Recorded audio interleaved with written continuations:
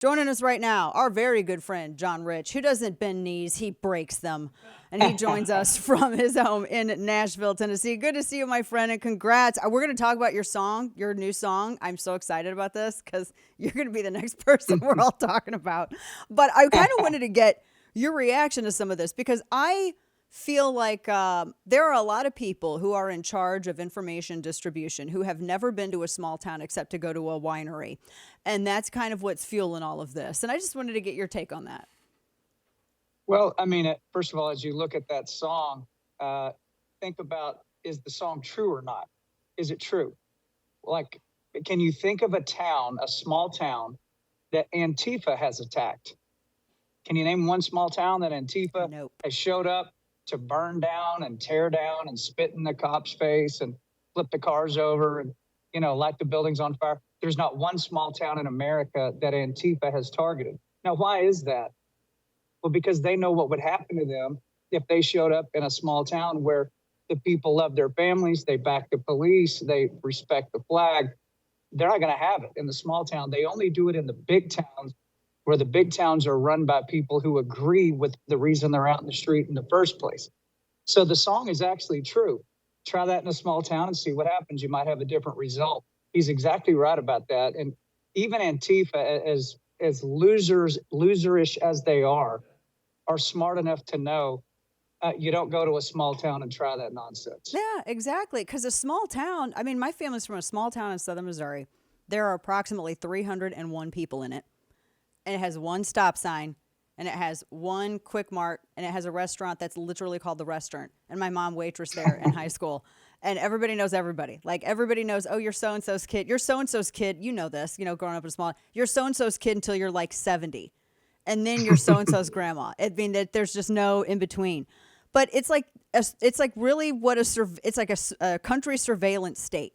A small town, because everybody knows everybody's business. Everybody talks, everybody knows, and people care, and that's the other thing. It's not even if it's like a leftist riots or anything. If somebody commits a crime, if somebody, like I was thinking of the story of this grandpa in Oakland who got robbed at gunpoint 3 times in 1 week. He pushes this ice cream cart, broad daylight, he's getting robbed. If that happened in a small town, you'd have the church ladies, people's grandkids, everybody running to his aid to beat up the perps. I mean, nobody would get away with treating anybody like that in a small town. No, it would be a citizen's arrest. That's still a thing, by the way. If a citizen sees a crime being committed, they have the right to make a citizen's arrest if the police aren't there. And that's exactly what would happen. There's a loyalty factor. There's a family and friend factor in these small towns because they're small, that you know everybody. You don't necessarily agree with everybody in your town. That's a fact. I mean, there's left and right in every small town in America. So it's not about politics. It's about, this is our town. We love our town. We back our police. We want our kids to be safe.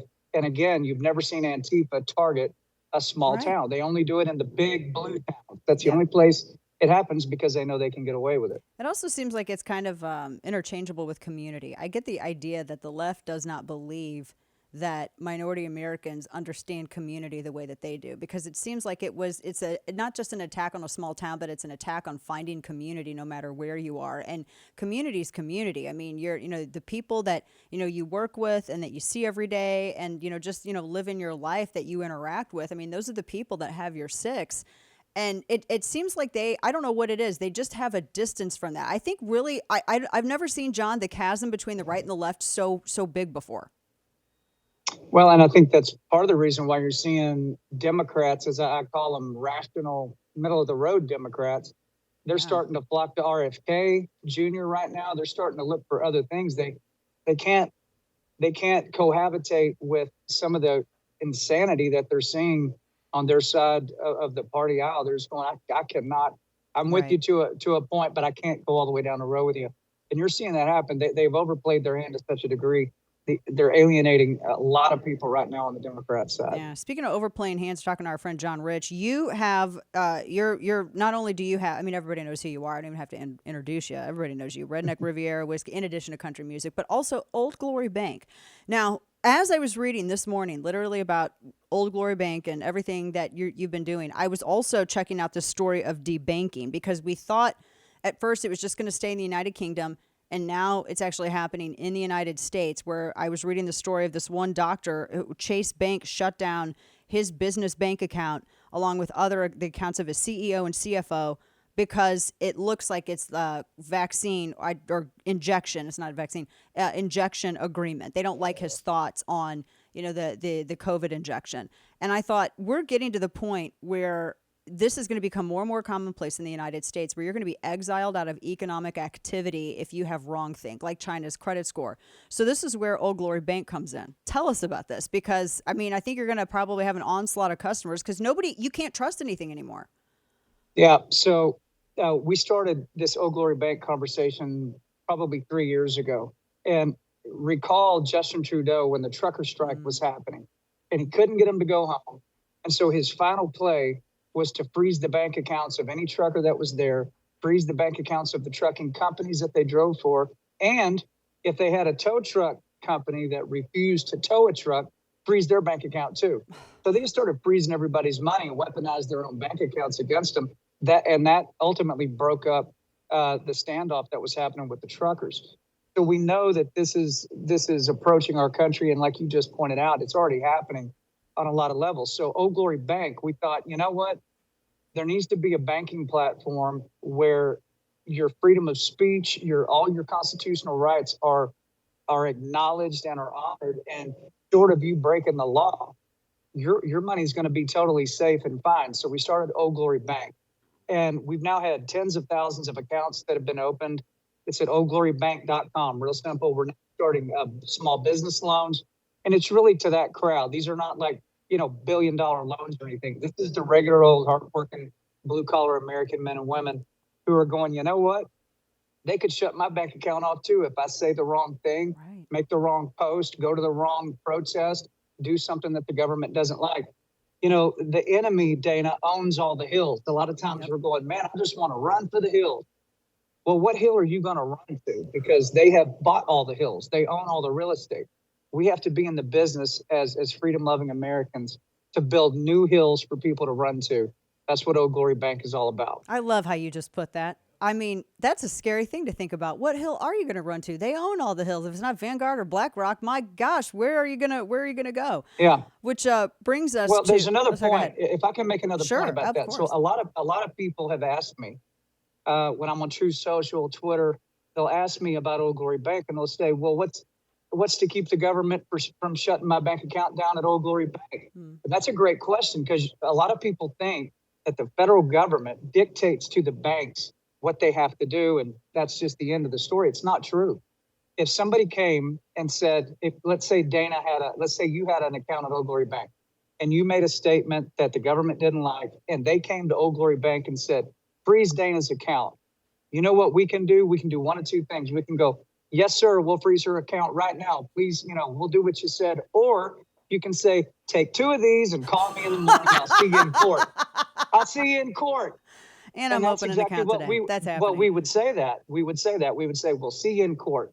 And you can prove to us why it's constitutional and why you have a right to freeze this American citizen's account who's not a criminal and not committing a crime. Exactly. So that's the difference. It's the attitude of the people behind the bank that's different. That's amazing. I love that so much. People need to know that they have, as you said, a hill where they can run to, where they can, they're not going to be exiled out of society or out of the economy. Your song, you got a new song coming out. When is it coming? It's called I'm Offended. This is, I'm sure the left is going to love this song. I already love it already. I just like the title. Tell me about this. It's coming out soon. And this seems to be the title of everything that is plaguing, everything in American culture right now. Yeah. So it's so absurd to me that the skin of Americans has gotten so paper thin that we have to get offended about everything all the time, no matter what it is. Everything's offensive. It's an outrage. How many times do you hear that overused word? It's an outrage. It's vitriol. It's all these words. And I go, man, everybody's offended about everything all the time. So what we ought to do is all just get together and just scream and yell at each other, have a beer, and get over it. And so the song is called, it says, I'm offended that you're offended. Let's all get offended tonight. I'll order us a beer. We can sit down right here and scream and yell and cuss and fuss and fight. Yeehaw. That's the song. It's hilarious. Listen, Dana, there's not many things going on in the world that are funny right now. Maybe nothing. And so I thought, well, what's something I could inject out there into the atmosphere, give people a grin and laugh for a minute?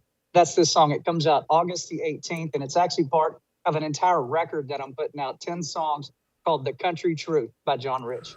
Ooh, I love it. I can't wait to get that album, The Country Truth by John Rich. And this song will be out August 18th. I'm offended. I'm offended. You're offended. So let's all get offended.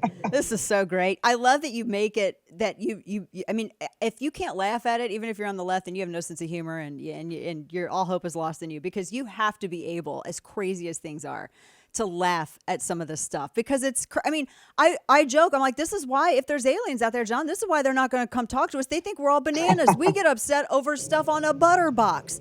I wouldn't want to come visit us either. If I think they should take us. Just take us. We're the crazy people here. So this is great. I love it.